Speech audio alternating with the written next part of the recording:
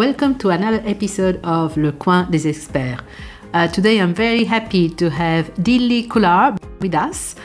Dilly is the founder of the innovative company Nouveau Healthcare, and he has established himself as a dedicated go-to resource for histamine, MCAS and vitamin D. And today Dilly is going to share a lot of great information about vitamin D. We're going to talk about what is vitamin D and why it is important, the different forms of vitamin D, why vitamin D deficiency is so common, and we're going to talk also about the links between vitamin D and histamine and MCAS, how much vitamin D to take daily, and many other interesting information. Of course, there will be some success stories and Dilly's take-home message. As a reminder, everything that is discussed in this interview does not intend to diagnose or treat a medical condition, so please ask your healthcare practitioner before implementing any new treatment.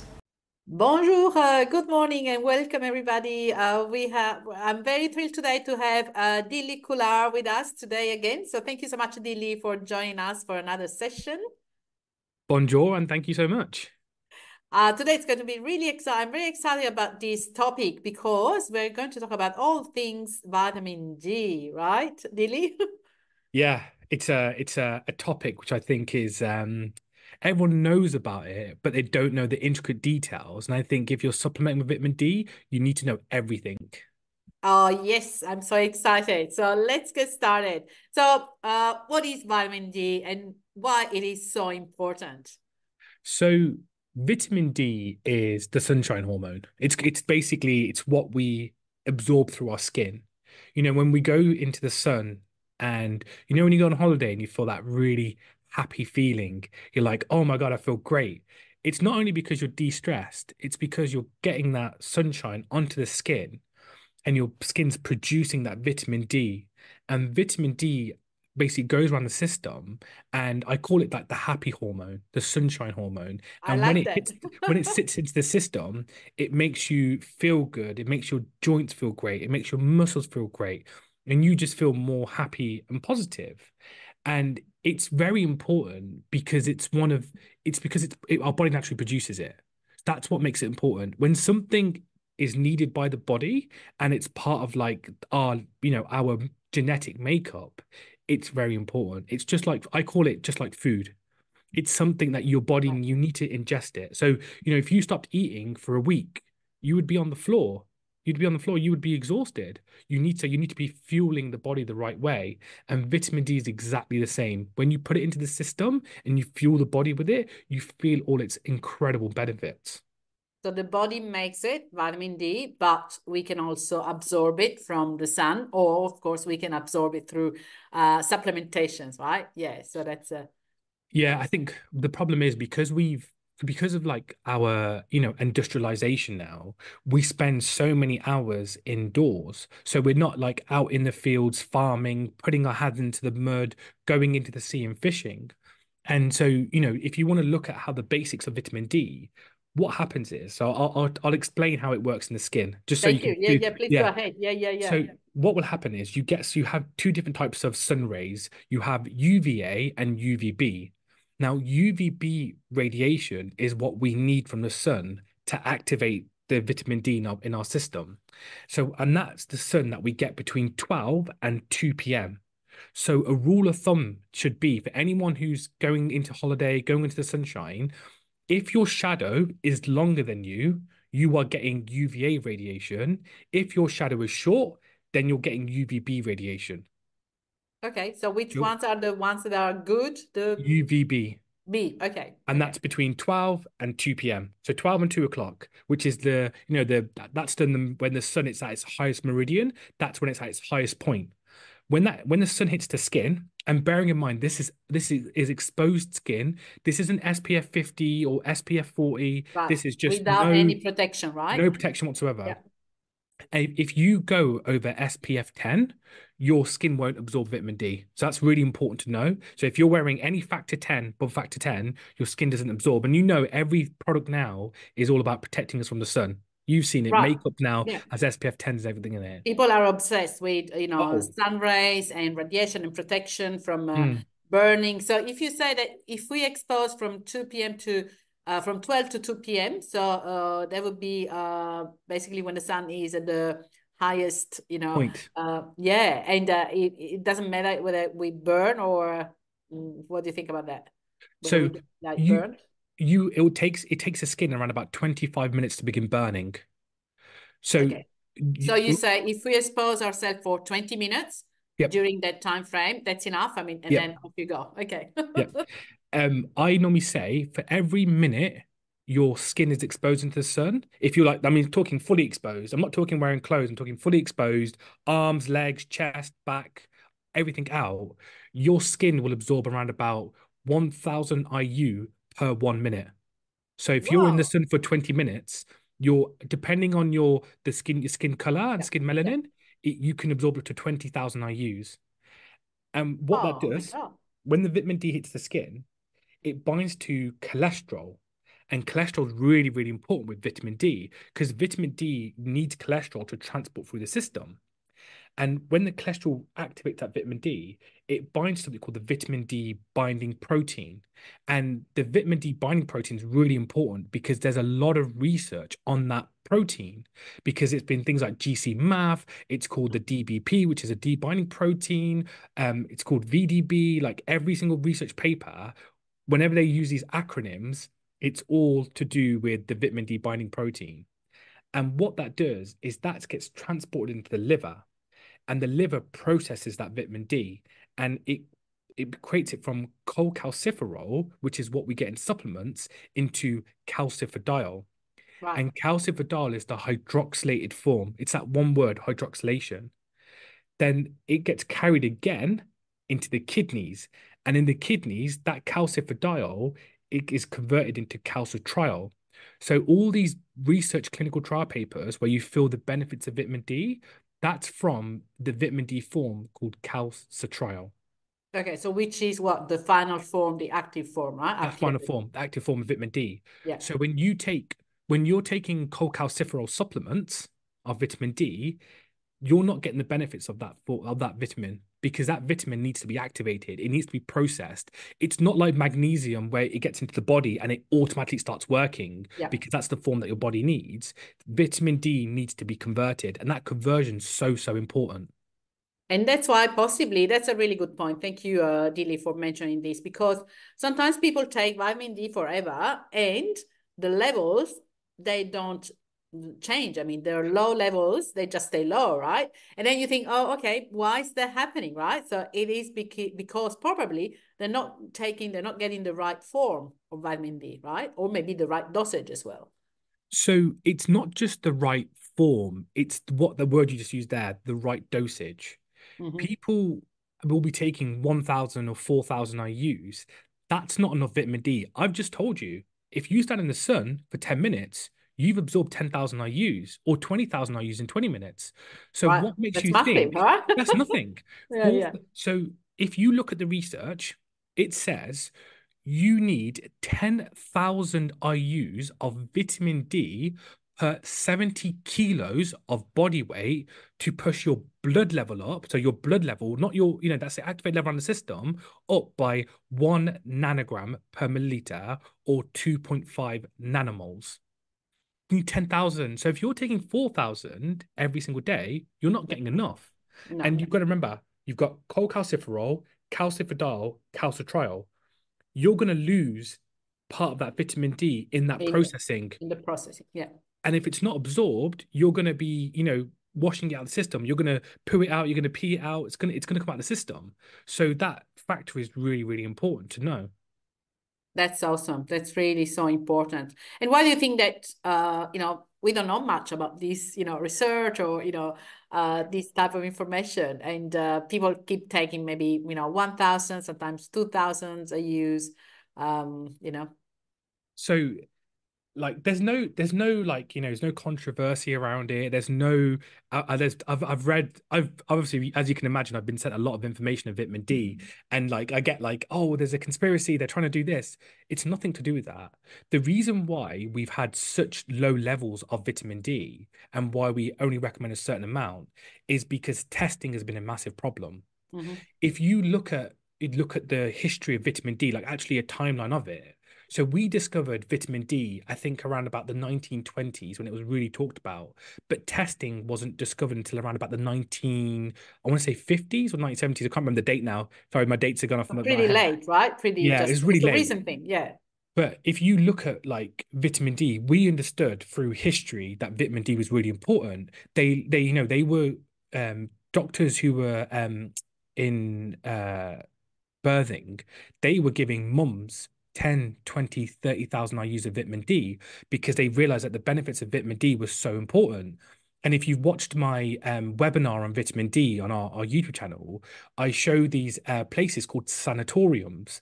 And Mhm. sanatoriums are a place where you would go and you would relax for 1 to 2 weeks. You would get fresh air in the fields. You would be breathing that fresh, beautiful air, no pollution, no cars, and you would be in the sun, like, topless with your legs out, absorbing vitamin D. So we knew that Right. vitamin D was beneficial. And they were testing in the hospitals and they were using it for rickets disease. They were saying it's for rickets. And so vitamin D was known, but the problem was because we couldn't test for it, we started talking about toxicity. And toxicity was talked about because we have to give a baseline because we don't know if you're going into the sun. We don't know if you're getting it from food. We don't Sure. know if you're getting it from supplements. We don't know if All you're the taking a different multivitamin. sources. Yeah. There's Yeah. different sources of it. And the problem is, people will go, well, it's okay because Dilly, I eat eggs every day. Well, eggs don't have much vitamin D. They're about 400 IUs. Oh, but it's okay. I go into the sun and they'll go, I went on holiday for 2 weeks and I got the sun for 2 weeks. Yeah, great. Well done. Congratulations. You've gone into the sun. Oh, it's okay. I take 1,000 IUs every single day. Brilliant. No problem at all. But what people don't talk about is the fact that vitamin D has a half-life. Uh-huh. Thank So you. this is the problem. So what makes you think that once you've gone to holiday for 2 weeks that your vitamin D is just stored up to the system?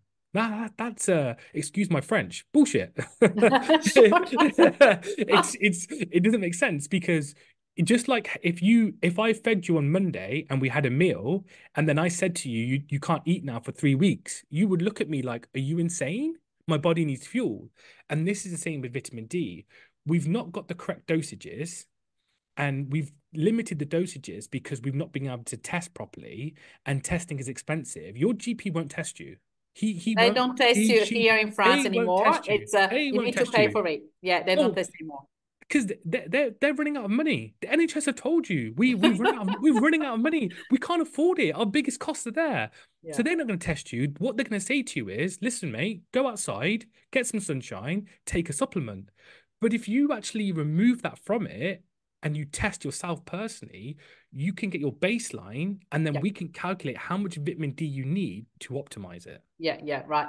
And well, I'm not sure what type of results you use. Do you speak in what nanograms or what's Either. the range? Yeah, what's a normal range of vitamin D? This is for normal people, and then we'll say that most of the people that I see actually in clinic, they are below the range, right? Like a Mm, super low in the results. And sorry, just getting back because you mentioned the half-life of vitamin D. So yeah. what's the half-life of vitamin D? So as I mentioned before, there's three different forms of vitamin D: cholecalciferol, calcifediol, and calcitriol. The reason that the differences are is one word: hydroxylation. Mm-hmm. So cholecalciferol is activating the liver, and then the calcifediol is activated to calcitriol in the kidneys. Now, cholecalciferol, what we get through the sun and through what through UVB radiation and through the skin and through supplements, has a half-life of 60 days.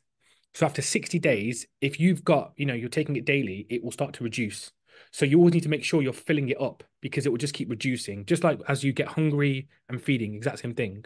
Calcifediol, which is the next, it's the pro vitamin D like hormone, that has a half-life of 15 days.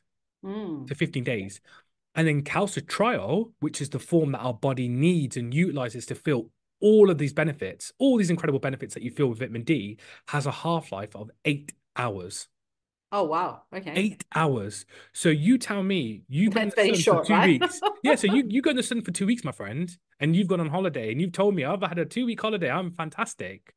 I guarantee you, if you had it your holiday in June, by the winter, your vitamin D levels are going to be the floor.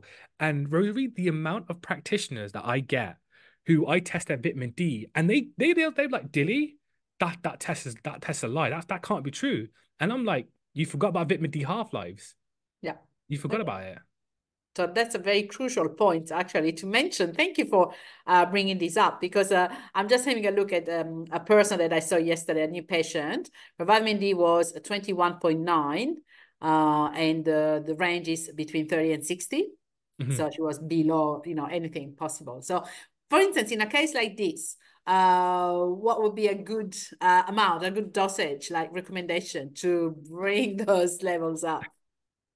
I mean, it's a tough question to answer because everyone's, if you look at the research on vitamin D, and I'll send you the papers and you can put them in the description of the video. If you read the papers on vitamin D toxicity, I think I'm going to just remind myself, it was Veith and Jones. They're the two most quoted papers by the governments around the world. Every government, they all read from the same hymn sheet, by the way. They've all got the same set of data that they read from. And both papers say that excessive vitamin D intake only has toxic effects once your blood level is above 500 or 750 nanomoles.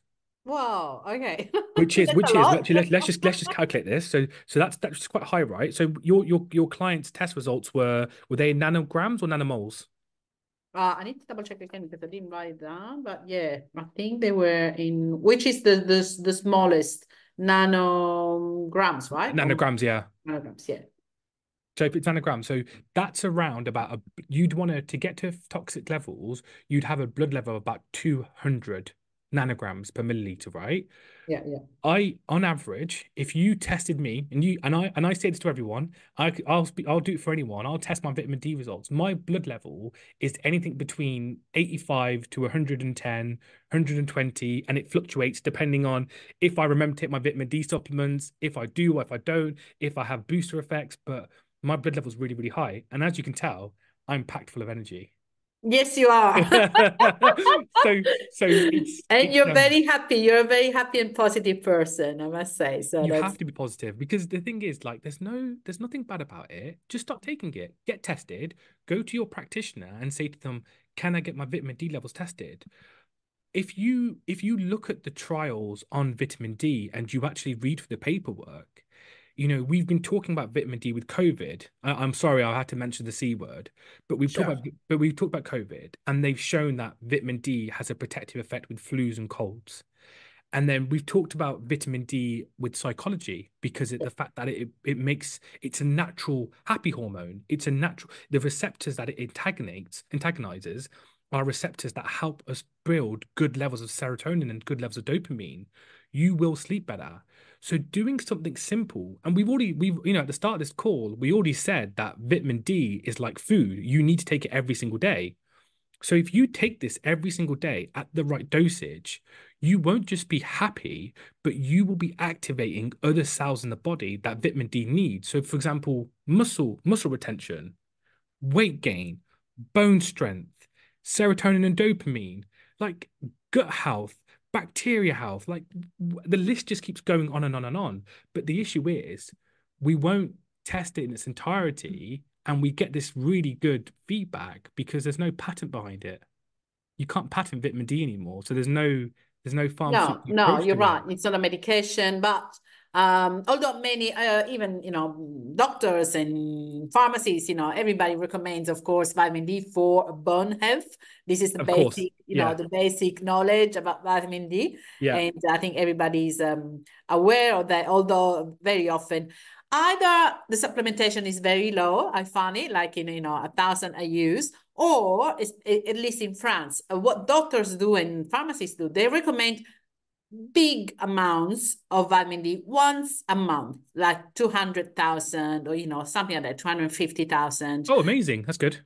Yeah, but once a month Hmm. sometimes. So, yeah, well, there's so many questions that I want to ask you, but, what do you think? Because what I understood, maybe I may be wrong. I understood that, giving up such a massive amount of vitamin D may have some issues in getting into the cells because it's like having like a million people wanting to go through a small door. I'm not sure whether I'm correct, but this is what I learned, a long time ago. What do you think? It would be better to supplement maybe a little bit lower, like 5,000 or even 10,000 or whatever you recommend, like every day or every 2 days. What are your thoughts on this? So we have our product, the Vitamin D, which is the vitamin D is calcifediol. So that's the hydroxylated form. I don't have a packet here, but it basically goes directly into the kidneys, where it basically increases the vitamin D 3.2 times faster. I take 20,000 IUs every single day personally. Every single, Okay, sometimes 10, sometimes 30, d'accord. depending on the Okay. day. If I forget, if I remember, if I basically forgot for a while, like 2 weeks or so, I'll take a big dosage in one go. The thing is, if you take a 200,000 IU injection, intramuscular injection, or 300,000 IU, if your vitamin D levels are on the floor, let's say you tested and your client's got 21. So your client's tested, they got 21, right? And you wait, you give them 1,000 IUs or intramuscular, we have the half-life happening. If you put 300,000 IUs in someone, their body will utilize it and it will get into the system. But when it's starting from a baseline that's really, really low, bearing in mind that's going low every single day anyway, you're going to pick it up to there, but then it's just going to go low again. And it's just going to keep going, and then you're going to give it a big boost, and it's going to go a little bit higher, and then it will go lower again. And the thing is, if you give someone a 300,000 IU injection or take it big dose, fine, great, no problem at all. You'll feel the benefits, but you need to supplement every day. I don't care if Okay, you're in the so summer. basically they can still take a big dose maybe once a month, Yeah, but then you get your supplementation every day to just maintain those levels up. Yeah, 100%. Like, don't just because you're just and that it's the same theory of going in the sun for 2 weeks on holiday. How the heck are you going to take a holiday for 2 weeks and say you've got enough vitamin D for the winter? It's impossible because your vitamin D will get utilized. The more your body needs it, let's say you're having a stressful period, your body will utilize that vitamin you D will even need quicker. more. Yeah, yeah, Like it's like feeding the body nutrition when you're training. Exact same thing. You're giving your body protein and absolutely. carbohydrates because you need And that when you're you feeding. you were mentioning summer. I've seen people coming, testing for vitamin D levels just straight after like 3 months of summer, and the levels were still low. So it's like wow, it's unbelievable.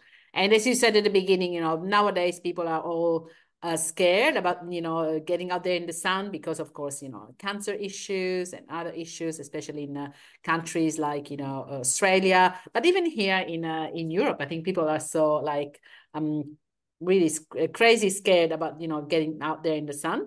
And yeah, so maybe that explains why even at the end of summer and vitamin D levels are still low. So yeah, It will, yeah, they will be low because you've got the half-life going into it, and it's just, that's even if you're testing regularly, and I say to people, test every single 3 months. If yeah, you test every 3 months and you see where your levels are, you can then supplement more or supplement less. It gives you a guidance of where you need to be at. So you'll find a level that's good for you. But because I test every 3 months, I can take larger doses. sure, And because you know where you are and how much your body needs, yeah, right? Yeah, and yeah. that's So why that's a very good farm. advice. Yeah, Yeah, thank you. that's why like as like you as a clinician, you need to protect yourself, and even pharmacists and GPs, they need to protect themselves, so they can only give you a baseline amount. But if Yeah, you want to take a higher amount, if you're testing every 3 months, you can go and get really excited and test every month if you want to. That's fine. There's no point, I don't think personally, because you need to have the vitamin D have its half-life, etc. But if you test every 3 months and you're taking it regularly, you can see where your baseline is. And you can see where you're how you're getting on, and that's really, really important. Like testing is so, so important with vitamin D. And that's what allows me to be able to say take more or take less. And it protects not only you as a clinician, but it protects the patient and it makes sure that they feel more happier taking it. sure. It's always better. Sure. And what so you said there are different forms, of course, of vitamin D, and it has to be hydroxylated, so activated in the end. If someone has digestive issues, like gut issues, like SIBO, IBS, and stuff like that, so the absorption of vitamin D is going to be lower, right? Yeah, so there's not really been like excessive amounts of studies in looking at like the absorption with the gut.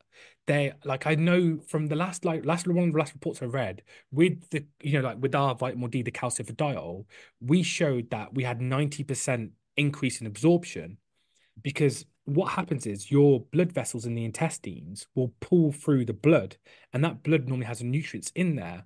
And so it's not just about the leaky gut pulling in, like, like a leaky gut happening in and not being absorbed into it, because the kidneys is pulling that blood through, depending on the form that it is and how it's activated, depends on the process. So that's why we create calcifediol, because when the blood pulls it through and it goes into the kidneys, it's already gone through that hydroxylation process before. So the kidneys are going, oh, this is the calcifediol. I needed this one. And so your vitamin D levels in our trials show that they increase 3.2 times faster. Yeah, so basically it doesn't need other treatments. Basically, it's already there. It's ready to be absorbed by the kidneys. So everybody's happy. So even if other organs may be a bit, not functioning that well, like, the small intestine, maybe like in inflammation or leaky gut or stuff like that. Okay, so that's very important. Thank you. And so what is the link between vitamin D and histamine issues and MCAS? I know that you talk about this a lot, of course, because these are two subjects that you're passionate about. What can you tell us about this? um, so vitamin D is linked with the immune system. There's no shadow of a doubt. And the way to understand vitamin D is the fact that it links the innate and the adaptive immune system. So the innate immune system is what we're born with. It's what we get through our genetics, our body's used to it. And our adaptive immune system is our body being exposed to viruses, bacteria, medications, stress. Yes, stress plays a major, major role in it. And our immune system adapts to it. And vitamin D is that link. It links the innate and adaptive immune system. And what it does is it optimizes the immune system. And if you look at the research on mast cell activation syndrome and on histamine, the biggest cause of those conditions is an overreactive immune system. So, when you see a supplement that says it's immune health, what they mean is it's not about increasing the immune system, because that's a no-no, because that would trigger your mast cell activation syndrome or Sure. your histamine. And if you look at the medication that's around for the immune health, it's normally about decreasing the immune health. Decreasing. Yeah. What vitamin D does is it optimizes the immune system. It says, no, you don't want to be too high and you don't want to be too low. It puts you in that balance. And when you've got an balanced immune system, it means that it can adapt.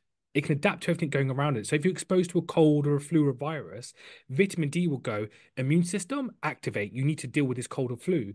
You'll start to see that that vitamin D will increase that adaptive immune system. But what it will do is if it's overreactive, it will just slowly bring it back into balance, because it will say, this is too much. You need to calm down. And that's what vitamin D actually does. And that's why we feel the benefits, because it links with the I'm just reading a trial at the moment now. I was reading a study on the link of serotonin and dopamine, and the link between serotonin, dopamine, and vitamin D, and how as a hormone it's so important with activating those receptors and to make sure our serotonin and dopamine were relaxed. When you're ill, how stressed are you? You're stressed, right? You feel Sure. stressed. You're Yeah. just like, I've got cooking to do. I've got cleaning to do. I've got a family to look after. I've got work, especially like if you're a functioning family. So that plays a major role with it. But vitamin D has an impact on those hormones to reduce that stress as well. And that stress also impacts your immune system. If you imagine you get a cold and you're really, really stressed, guarantee you that cold's gonna last 2 weeks because you're stressed. Your body hasn't got time to relax. And Absolutely. And how many times when people say, yeah, I have a cold that will last forever. oh yeah, that's the very And reason, then because it you're gets into stressed. bronchitis and then it gets down Yeah, in my, lungs. And, sometimes it's just a catastrophe. Yeah, absolutely. And that's the other immune health. people, they bounce off much more quickly. Yeah, I mean that's the immune system. That's the immune health. So that's the link between mast activation syndrome, because that is like the root cause. And I can say this with confidence. I've read the research and I've been through the research. I've gone through it. I've talked about histamine. I've talked about mast activation syndrome. The root cause, and always will and always has been, an overactive immune system, and it's been that histamine. And so everything about vitamin D, like vitamin D, colostrum, all those different immune regulators are so, Mhm. so important with that health. And that's why we're promoting vitamin D so much, because it's such a basic thing. It's a It basic is. need. It is a basic thing. So I think we should all be encouraged to use more vitamin D and to use the right form of vitamin D and the Yeah. right quantity. You've read so much, so many research about vitamin D and different conditions. What do you think about vitamin D and cancer as a cancer prevention thing? I, Because you were mentioning, of course, the immune system or autoimmune conditions. What have you seen in this these regards? Have you seen anything interesting you like to share? you're gonna get me cancelled. So I've read papers on it and I've seen papers on it. I won't give an opinion on it. The only Okay. reason being is it's not because I think everyone has their opinions on the research. I say until you read the research, you can't have an opinion, right? And my opinion is that vitamin D is beneficial regardless of whatever's going on. It's a natural thing that our body needs, and all you're doing is simply feeding the body. And I know that, like a clinician, and people will talk about it with cancer, and I think it's always an important thing to look at, like just something that's just easy, an easy little thing that we can do to support people. Because with cancer, it's all about, the immune system being overreactive. And so as an option for any doctor and stuff, it's something that as a patient, if you're going through that, I would always explore it and just explore it as an option, because we can definitely go down the medication route and looking at it. But Yeah, I was the thinking more about as a preventative, tool, not about treating. But I'm sure that, if we have a good level of vitamin D, our immune system is going to be happier and possibly less reactive against ourselves. So yeah, I'm sure I will have a look at the research, but I'm I'll pretty send you the sure there's a papers, yeah, because yeah. just to kind of like reiterate, like if you look at where really bad conditions happens, it's because of that one word, dysregulation, Mhm, dysregulation of the immune system. mhm. But what they talk about, when you hear the word dysregulation, a lot of people think that immune system's gone down, like it's too low. It's not. It's an overreactive immune system, and Right. that dysregulation is what causes so many conditions. If you look at people with Crohn's disease, for example, and inflamed intestines, one of the medications, I remember talking to a patient, not a patient, a customer about it, but like a practitioner's patient, and she was telling me about using Humira, which is Mhm. it reduces the immune system. That's immune dysregulation. That's where the immune system is overreactive, and it's Yeah. creating inflammation. And then when you're looking at using like toxoplasma, for example, the light bulb kicked in for the practitioner. They're like, oh, so if it's an overactive immune system, if you take toxoplasma and reduce the histamine, that will reduce inflammation, right? I went, yes. That's it's that simple. Yeah. And that's the same with vitamin D. It's just a simple thing that you can do. Yeah, yeah, awesome, awesome. And what can you tell about vegetarians or vegans? They sometimes think that vitamin D comes from lanolin, right? But we're not killing animals when we make vitamin D. What do you think? Well, can you tell us a bit more about the where it comes from? So vitamin D, there's different forms. So some comes from plants, which is like the yoga calcifediol. It comes from, I think, is it mushrooms that they get it from? It's like yeast, etc. And then you get vitamin D from lanolin. So it comes from sheep's wool. And did you know, here's a little fact for you. 98% of the sheeps in the UK, their wool is sheared and sent to China, where What? it's where yeah they sent to China because it's part of the manufacturing processes, but Okay. it's also how we create the lanolin. So all vitamin D in some way either comes from India or from China. They're the biggest, largest producers of that vitamin D, right? Okay. And what they do is they shear the lamb's wool, Yeah. send it over, they boil it, they get that lanolin cream of it, and then to activate the vitamin D into it, they dry it out first, and it becomes like a white powdery substance. And then they expose it to UVB radiation. And to do Oh, that, they basically get mercury and they heat up mercury to a phenomenal temperature that creates UVB radiation and activates the lanolin to become cholecalciferol. And then that cholecalciferol is shipped back to the UK. We put it into supplements and we go, here you go, here's a vitamin D supplement.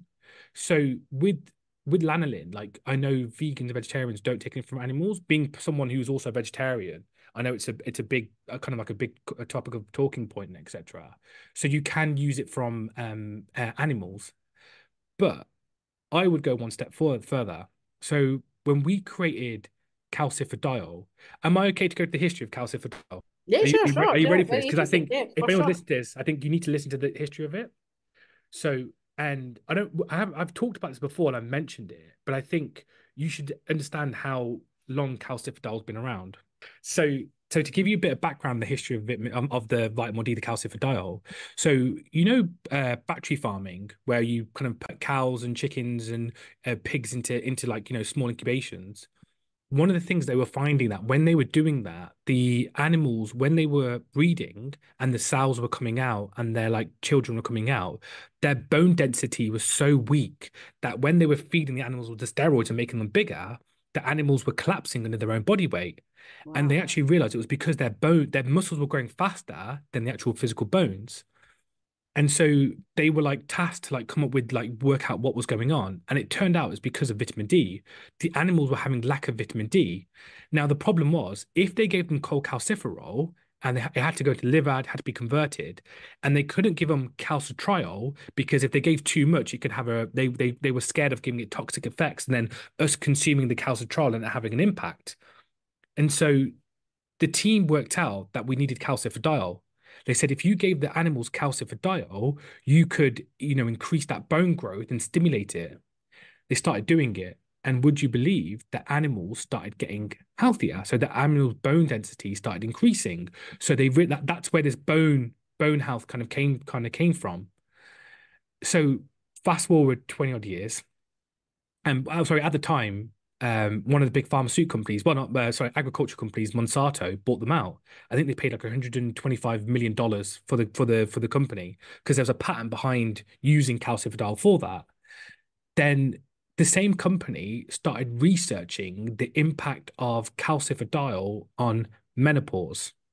Hmm. There is a incredible document that I'm not allowed to share because it's patented, but I can say that it plays a role in menopause. I will send it to you and you can share it to your heart's content. It will be in the description. You can share it, right? Because I didn't say anything. I've just given you I've opened the door Okay. for you. You can do the research yourself. And don't get me wrong, I may have highlighted the document, but that's for your readers to look kind of like, the watchers to look at.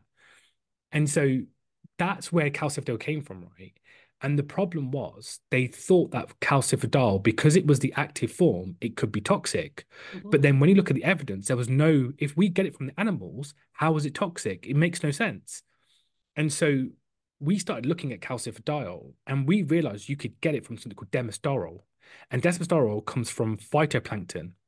And if Hmm. you look at history, phytoplankton are basically our ancestors. They're basically the fiber of everything that's in this entire world. And so we started looking at that and we basically extracted it and we were like, we've got calcifediol. And then we had to kind of go through the legwork, go through the research. Is it bad? How much do you have to give? And that's when we realized that if you took calcifediol, you could increase the vitamin D levels faster. It wasn't toxic. And in around about 2014, everyone went crazy. The research started coming out. Calcifediol safe, calcifediol safe, calcifediol safe. And in 2020, the European Food Standards Agency changed their stance on calcifediol and allowed it for human consumption, that people could take it. And what they said was that you can take it, but only for people over the age of 18, and you can't go over 10 micrograms per one tablet. And so if you look at the equation, 10 micrograms, because of the absorption increase in vitamin D so quickly, 10 micrograms is equivalent to 2000 IUs. Hmm. So, but if you took 10 micrograms as calciferol, it would be equal to 400 IUs.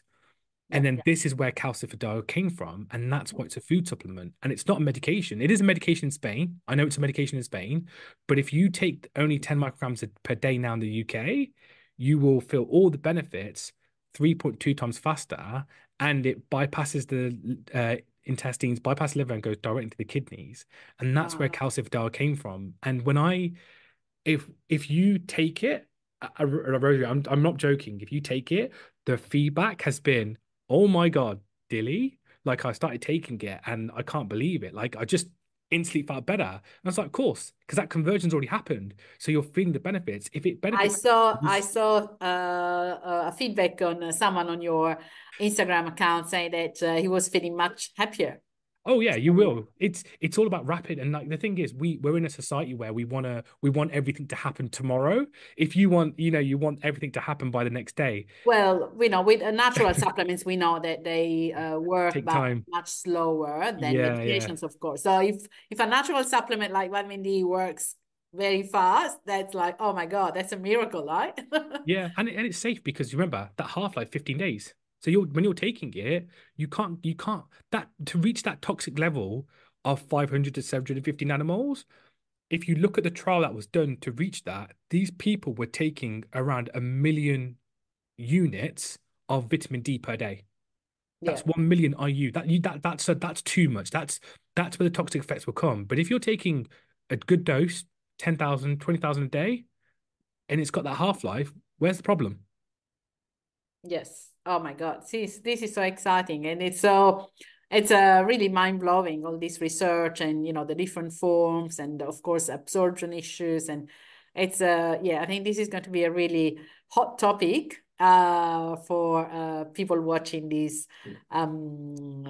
video. So thank you so much. Is there anything else that we didn't mention or any common questions that you get about, vitamin D, your vitamin D, of course, and anything else that you would like to mention?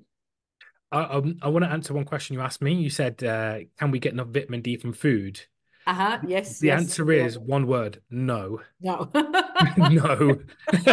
There is no if you tell me you can get enough vitamin D from food, let me know how much steak or eggs you're eating because you have to eat a lot, like to do it, a sickening amount of that food. So I'm telling you, that's not And then without forgetting that, once we eat something, it has to be converted, inside the Mm. body. So there are so many steps of conversion for vitamin D. So it's that's possibly why we are all so depleted in vitamin D. So it's and we're not taking enough, we're not taking the right form. So that's really awesome. So we're going to share all the good things that you mentioned in the here below in YouTube, of course, and all the links. And the links, of course, to your wonderful product that I can't wait to try myself. Amazing. I will. The other thing is actually, just so I don't forget, there's a vitamin D calculator that the doctor who created our vitamin D testing machine. So we have a rapid vitamin D test that practitioners can do with their Ah, clients. okay. You basically finger prick, take a blood spot, and it gives you your client's vitamin D levels within 15 minutes. But once you get those results, you can then use our calculator based on your body weight and based on where your target levels are, and it shows you how much vitamin D you need to take daily to reach your target. Oh, wow. Okay. I'm going to share the calculator with you. It's a clinician calculator, but it means that the practitioners and anyone listening have that ability to calculate how much they need, and that gives you a much more stronger way of dosing the individual. So you don't have to go, oh, I'll just take 4,000 Guessing. IU's. Oh, Yeah, yeah, yeah. it Oh takes my out the God, this guessing. is awesome. Thank you, Dilly. I didn't know that. And yeah, I read that on in one of your interviews. But basically, everybody can buy this home kit to test. It's a fingerprint test, right? You No, can buy it's it it's no, it's now. for practitioners. So Yeah. practitioners have to be trained to test you, but Okay. even if you go to the laboratory and get your results from there, like you want to make sure you go to a lab and get the actual physical nanomole and nanograms. Yeah. If you've Yeah. got that, you need to know that That's figure. If you don't have that figure, there's no point. Like, okay. Okay. So no, people no can guessing. keep.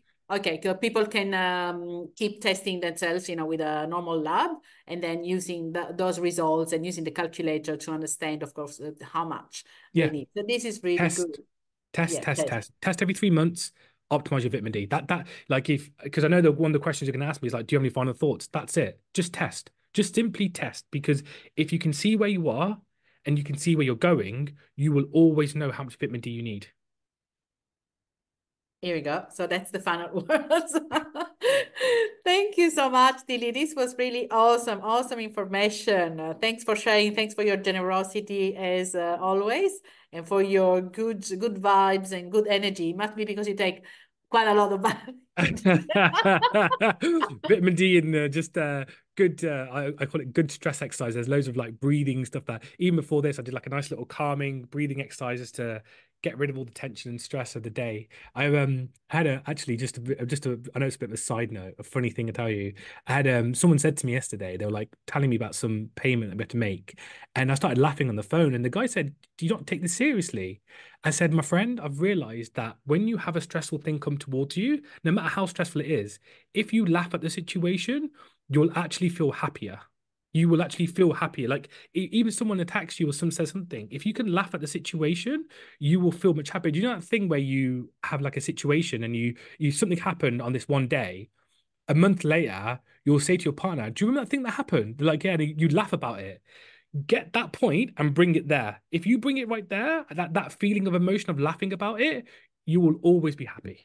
Always be happy. Oh, that's a really great piece of advice. Thank you so much. And Thank you. one thing that came to my mind, and we didn't mention that, sorry. Is there any time or food that we should be taking vitamin D with to improve absorption? It doesn't matter because it's activated. Just take it whenever you want. Yeah, magnesium. So magnesium's kind of the go-to. K2, I've been reading about a bit more because K2, I know people talk about taking vitamin D with K2, and K2 stops the calcification of blood vessels. The data's limited on K2. I am reading through it. Like, that's just my opinion. Like, I'm still learning more about K2 because I always focus on vitamin D, but magnesium for everything. Magnesium is a cofactor that needs optimization for vitamin D, and it will always help. Like, everyone should be getting magnesium through, Magnesium up. yeah, Yeah. up through the skin. Like, if you, because you know when you go to on holiday and you go to the beach and you feel the benefits of going on the beach, it's because you go into the sea, the magnesium leaches into the skin, remineralizes the body, then you get the sunshine hitting in, and that the vitamin D gets activated much more quickly and much more rapidly. That's where you feel the benefits. Right. But otherwise, in terms of food, you don't recommend like eating something with vitamin D or any time is good, right? I can't see like I said before, But yeah. there's not enough vitamin And D as in I said, food. because it's already an activated form that you sell, basically, it doesn't matter. So it will go in. Yeah, basically, yeah, it will go in. Just drink it, eat it, and just get it into the system. Very well. Thank you again, Dilly, for being with us today. I'm sure it's going to be really interesting topic and video for all our audience. And maybe you'll come again for something different. Anyway, you're always Exactly. very welcome to come to our podcast. Thank you so much. Thank you, everyone.